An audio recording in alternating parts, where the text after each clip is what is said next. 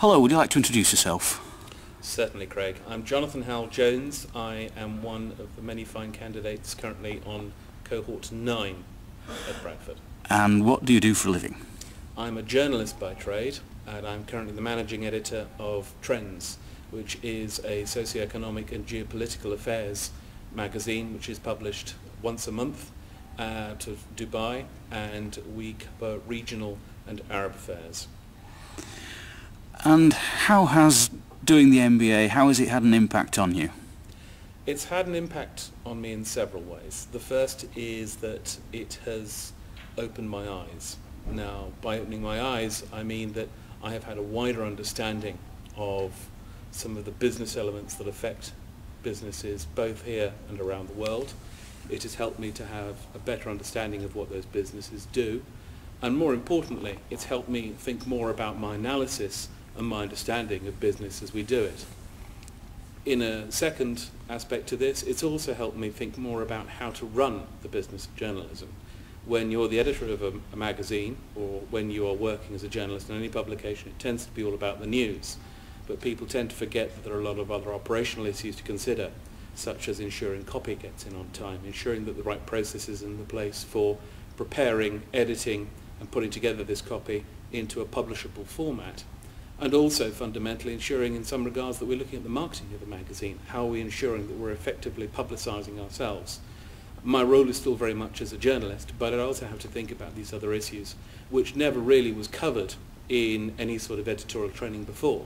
And the business and wider understanding of an MBA has helped provide this to me. Okay. In the news at the moment, it's very newsworthy to talk about the credit crunch. How has the knowledge of what you've learnt at the MBA, how have you been able to operationalise that in your workplace? Well, when we are talking about gathering the news, and when we're talking about working in the workplace, they're two different things, but I think I should touch on the first. The first being that, for example, the elective course that I took on international business studies combined with the corporate finance and accountancy and finance courses that I've done gave me a much easier insight into what was going on. It was easier to understand some of the elements of what was going on.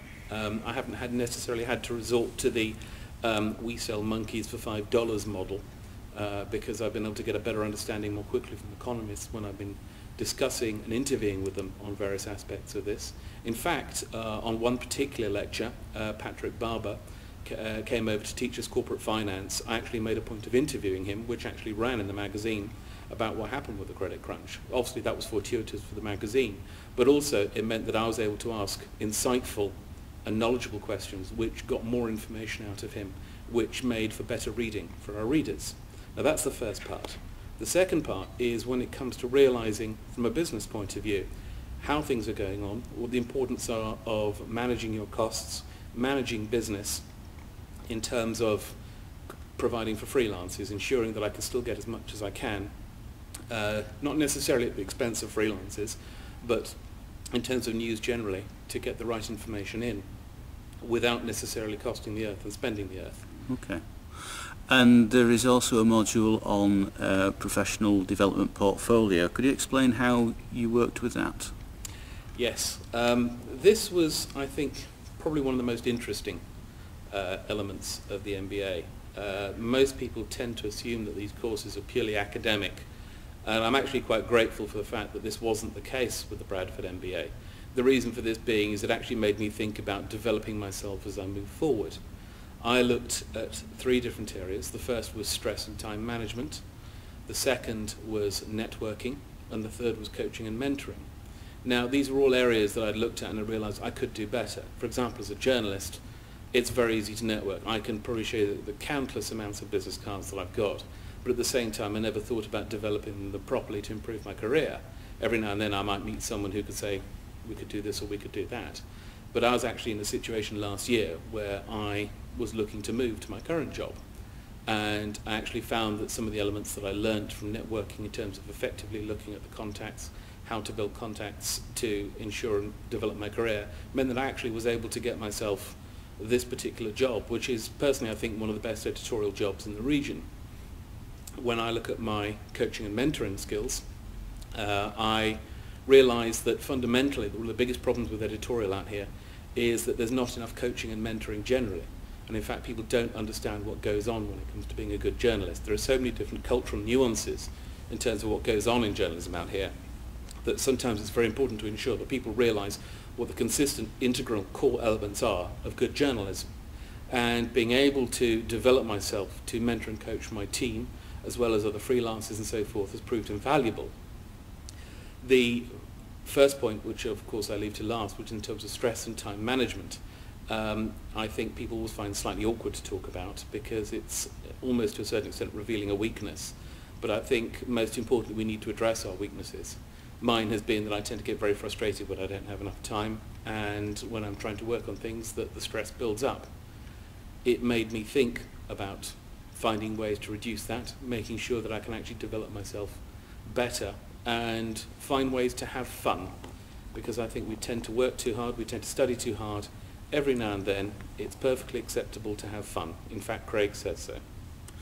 And you're just about to start your project. How are you getting on with that?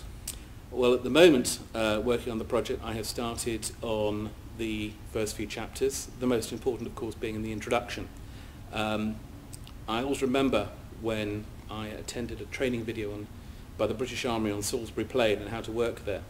They said nothing beats a good recce, and to a certain extent the introduction really sort of provides the element of the good recce, being able to actually say this is what I've understood, this is what the nature of the project, issue, challenge and plan of action is moving forward. So I've been doing a lot of reading to ensure that I've got the right things in place for the introduction, and I'm now trying to write that introduction. I've given a first draft to my supervisor. I'm in fact actively expecting to see changes from that, and that's not necessarily a bad thing. You don't expect that your first draft will be perfect. To paraphrase Tony Blair, when the Labour Party came into power and it was all about education, education, education, with a project it's about three things: iteration, iteration, iteration. And quite frankly, I won't be upset to hear that I need to make changes and develop it further, because I want to do well on my project. I actively hope to get a good mark, because I believe personally that you put as much into the MBA as you get out of it, and I continue want to put as much as I can into it, because I have found it one of the most enjoyable learning experiences so far. Okay, that leads on to my final question then. It's a 2-year course. Could you comment on the commitment that's required within those 2 years? The commitment is considerable. There's no denying that. The most important thing to remember is to have the discipline to have that commitment. I will have to remind myself, of course, of the things that were said in our very first MBA workshop, that the lecture we were about to receive would be both A, boring, and B, tortuous.